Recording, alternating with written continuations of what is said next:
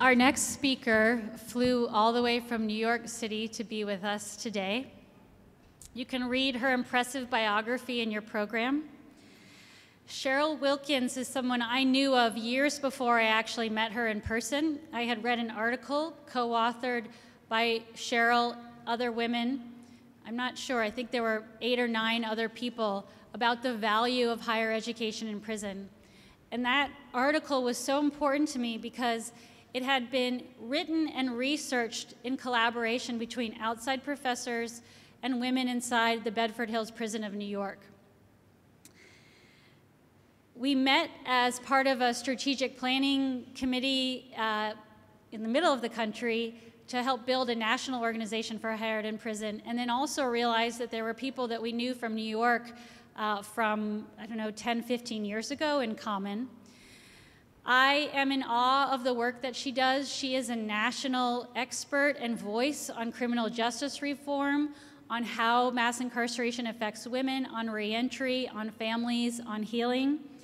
She is the senior education manager at the Center for Justice at Columbia University, which has become a center for thinking about education in prison, but also criminal justice reform in general.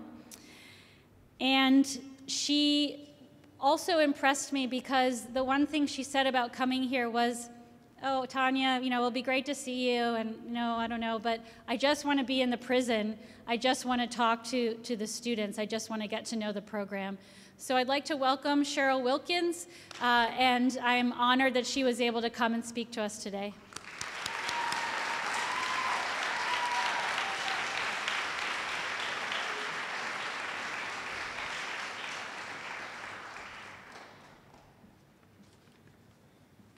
Thank you, Tanya. So again, my name is Cheryl Wilkins, and had I been identifying myself before April 15th, 2005, I would have identified myself as Cheryl Wilkins, 97G 1003. Yes, I'm formerly incarcerated.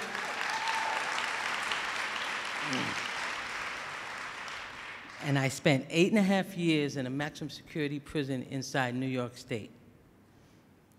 And I am so honored and humbled to be here and have been asked to address the 2017 graduating class. Oh, this is just so exciting for me, And I've been doing this work for at least 20 years, and I want to go on record as saying as this is the largest women's prison graduation that I have ever seen, and I'm so happy.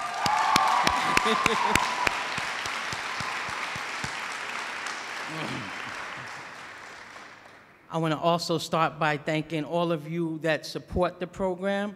I won't go into who it is because I'm going to miss somebody, and I've learned a long time ago not to do that. But everybody who had something to do with the 19 graduates that are here today, thank you. Yeah. Yeah, these are supporters who believe in redemption, who believe in second chances, who believe that higher education can be a transformative force, even to a group of women that society may have deemed as unfit, throwaways, unworthy of. I must also add that I've witnessed the transformative force among the professors as well. You see, the professors may have come in here thinking that they were going to give this wonderful opportunity to a group of women who wanted to experience higher education. However, after that first semester, they become our biggest advocates. They write op-ed pieces, books.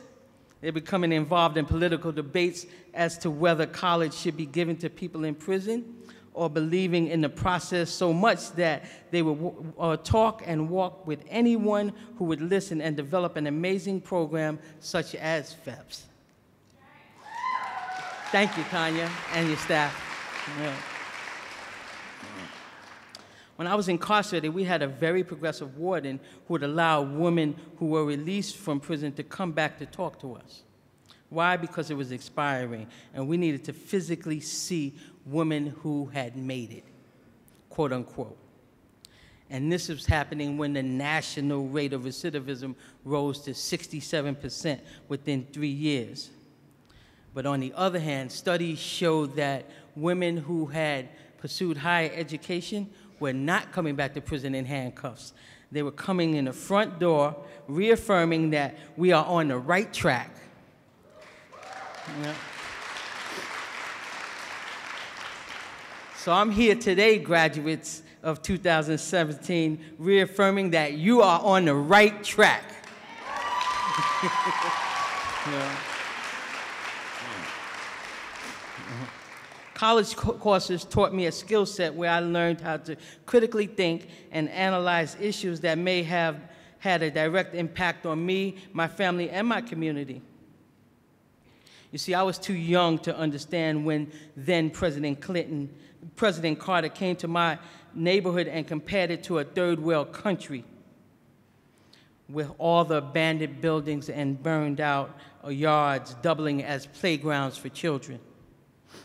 I didn't know that having 20 to 25 kids in a class was not a good learning environment. It wasn't until I had the opportunity to participate in a research project while incarcerated that I examined the impact that college has on a group of women that I learned we all had something in common.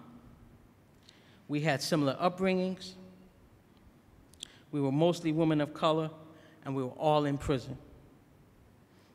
My sisters, I'm not here to discourage you because that is not the end of the story. Those women who had the opportunity to pursue higher education while incarcerated contributes to a sinking economy as opposed to relying on one.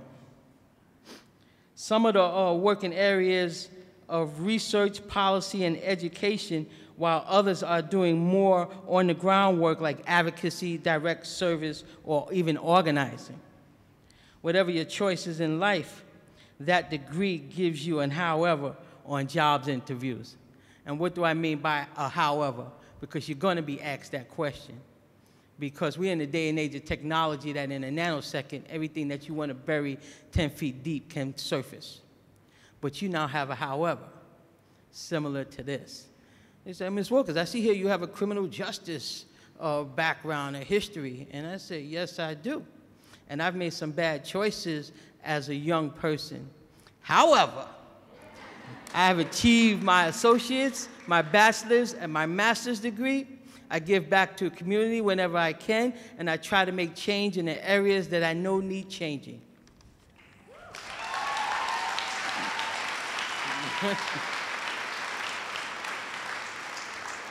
And something wonderful has happened. I was able to achieve this degree while I was incarcerated. And while in prison, and being honest, some of the lessons that I learned related to things outside of the classroom. The level of commitment that is needed when working through difficult times. Leadership qualities. The ability to work within groups. Looking and giving back to sisters who are coming behind me. These are all skill sets I can apply in addition to having an experience in the area that is required of me. And if you give me the opportunity to work for your company or organization, you will not have any regrets. So ladies, you now have a however.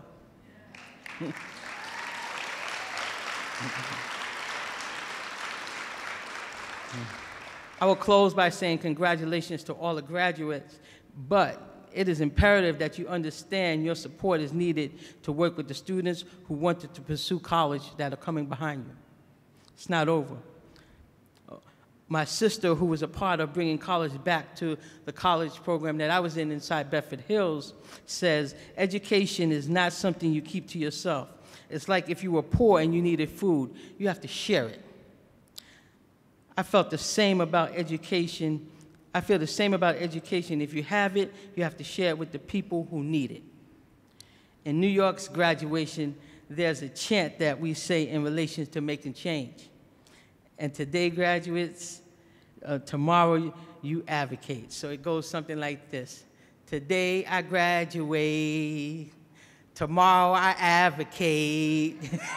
Let's sing it. Today I graduate. Tomorrow I advocate. Now make that tomorrow be after you get out of prison. Don't try to advocate it here where you can get put in lock or something like that. But keep in mind that it is something that you can make change in. I think it was said earlier that there's areas out there now that people who are formerly incarcerated are leading the charge in making change in social justice issues. There are people that have been in the White House, not this administration, but there are people that have been in the White House, and there are people that have been talking with the governor. There are reentry councils, and all are with formerly incarcerated people. Because, as the council said, there should be nothing about us without us. Thank you.